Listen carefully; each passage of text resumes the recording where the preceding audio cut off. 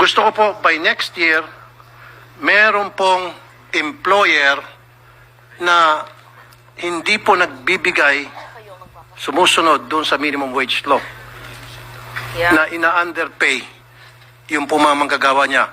Bigyan niyo ako ng kahit isa man lang na kumpanya, matutuwa na ako. Pero pag wala, ako po ay manggagalaiti.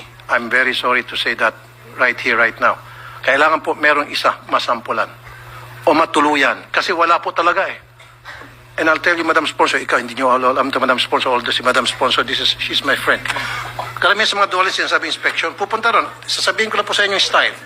Punta ron yung mga taga-dole mag-inspect. Kasi nga po, may nagreklamo. In fact, there are times na natutuwa pa nga kapag may nagreklamo. Pupunta mag-inspection. Pagdating po doon sa area, magkakaroon po ng pag-uusap, yung pong dole inspector,